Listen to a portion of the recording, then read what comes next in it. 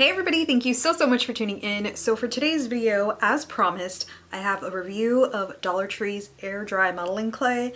This is brand new. I found it in the Crafter Square section. I actually know the results of this already because I filmed this yesterday, but I went in with really high hopes.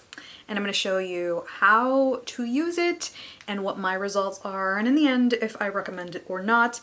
I know that this item is just $1, but the reason I felt that it was important to review this is because since you're actually modeling and sculpting something, if it's not something worth buying, modeling and sculpting something, spending all that time for it to not look good or for it to not dry or crumble or whatever is not worth it, even if it is $1.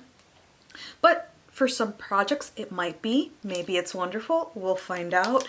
So this air dry modeling clay, it says it dries in 24 hours. There's no oven needed, dries hard, paintable when dry, easy and smooth. So the same as regular air dry modeling clay that you would buy anywhere else.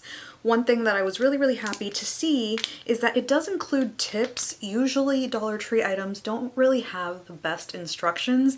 So the fact that it does say to add water to soften or join pieces together, store unused clay in an airtight container, and that it contains wheat and certain things, this is totally different than any other item that you will find at Dollar Tree. Dollar Tree does not have instructions, at least not good ones. So it does have some warnings like it contains wheat, not food, use only adult supervision, and how to store it, which I completely agree. This isn't a resealable bag, so what you're going to want to do is put this in a Ziploc or in an airtight container. I usually do 2 Ziplocs just to make sure that my air dry clay isn't exposed to any air at all whatsoever. So once you open it, it is going to come in a little bag, but you still want to store it in a Ziploc or airtight container. This is extremely wet. I really haven't worked with clay that's been wet like this before. If you've watched my other tutorials, the other clay that I use is actually pretty dry, so this was definitely something new. Other than being completely wet, this also does have a really odd scent, which is pretty strong.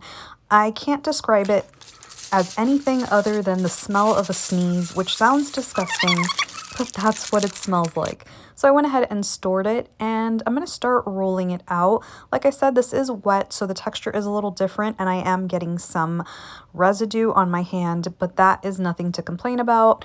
But I do want to remind you to put this on a surface that you don't mind getting wet and stained, because this is staining my little cardboard piece right there, which I used for that reason alone. So far, as I'm rolling it out into a ball, it is a little hard to shape, but at least it's smooth. So that right there was pretty impressive. Here's a close-up of that nice smooth ball, and now I'm going to shape this into a pumpkin stem, which is what I usually use air dry clay for. So I'm going to roll it out, and immediately I notice that there's some cracking, but we're still going with it because sometimes regular air dry clay does the same thing. So I'm going to roll it out and then make one side thinner. So I'm already bothered by the cracking, and as I continue to roll, it cracks a little bit more and more.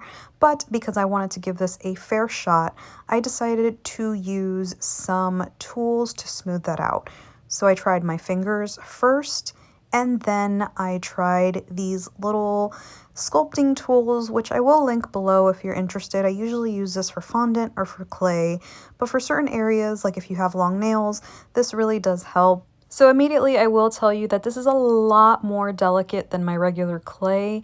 Any type of indentation will leave a mark. So if you're looking for a nice smooth result, you probably won't like this. So now I'm going to start to try and thin out the tip a little bit more to get that nice pumpkin stem, and then curl it in. And it's still cracking, but like I said, that's okay. So I start to fold on one side, and you can see those cracks, and I'm just going to go take it to the other side to see if maybe that helps. And one piece already broke off. As I'm folding in, I can already feel on my fingers that other pieces are breaking off, and honestly, the whole thing kind of broke off. So eventually I decided that since this is a stem, I'm just going to break it down and create a straight stem because nature isn't perfect. So with that being said, if you are creating something that's not supposed to be perfect, like a stem, then this clay so far is pretty good. But if you want something a little bit more intricate, then maybe not, because it does crumble easily as soon as you bend it, and that's not really great. So I'm going to keep working with this little piece, and I'm going to use the pumpkin to mold it the same way I would my regular air dry modeling clay. And so far, so good. It is cracking, but since I've given up on having a smooth stem, I guess it's okay. After I was done shaping it and adding some lines to it, this is what it looks like, and this is what my regular stems look like. So I will show you on the regular stems. It does get a little lumpy when you start to bend it, but it doesn't break apart. So it's up to you what you're going for. Now, the terracotta one is looking a little bit more like a natural stem, but look at all these cracks here. You want to make sure that you don't move it so that it doesn't crumble. So I'm just trying to make the tip a little bit more interesting without breaking it. And then I'm going to let it dry for 24 hours like it says on the package, maybe longer since this is a thick stem. Before moving on, I realized that I had a piece just sitting out, and since it was a little bit more dry than the original stem, I decided to create another one, seeing if maybe with a little less moisture, it would be easier to shape, and it really wasn't. It was way harder. So I would not recommend putting water on this either because, like I said, this is really, really wet. Now I am going to try another method just to give this a fair shot. Just for fun, I did try another one where I actually wet the clay a little bit more, and it still does have some cracks, but not as bad as the first one. But I will tell you this, smoothing it out by adding water to your finger does sort of help, but honestly, not really. So what I did was I joined two pieces, and this is actually the most promising method, but here's the problem. One, it still breaks apart, and two, it ends up being a flat sculpture. So unless you're just using this for flat ornaments, you're really limited on what you can create because I can't lift this up and mold it onto my pumpkin, which is what I usually do. But so far, the wet method lets me get a more intricate design. So I would probably recommend this method if you still want to give this clay a go. Now here's the first clay stem, the one that I did right out of the package. This is it completely dry, and the way you can tell it's dry is that you're going to press your nail into it, and it's not going to leave an indentation, and it should also be room temperature, not cold.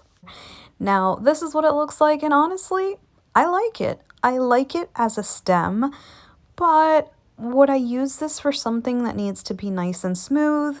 Absolutely not. So here's what it looks like on the pumpkin, and I think that as a replacement to the original pumpkin stems, it looks wonderful.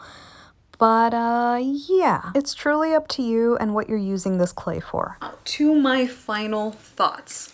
Do I recommend this? If you're making pumpkin stems, yes, sure. Just know that they're not going to be perfectly intricate and different, and you're not going to be able to get the swirls, but do I recommend it for other projects? I personally feel that it's a little bit of a waste of time. If you're going to have a lumpy, bumpy, cracked result, you can always use a little sanding sponge, but these cracks were pretty deep, so I feel it's just not really worth it. I could see myself using this to make tiny little balls. I can see myself using this to make something that doesn't need to be stretched or manipulated too much. But for the things that I usually use it for, which is my stems and my ornaments, I would say no. Also, the smell was a turnoff, and your work surface, you definitely need to put this on to something that you don't mind getting stained, because it does leave a stain behind. So, is it worth the $1? That is completely up to you and the project that you have due. Regular air dry modeling clay you can get on sale at Michael's. It is going to be more expensive, but you do get more product than 8.8 ounces. So like I said, it is up to you, but I personally don't think that I will be using this a whole lot. I already bought it, so I'm not going to give up on it. Of course, I'm going to get my dollar's worth. So I might try and make very, very, very, very simple ornaments.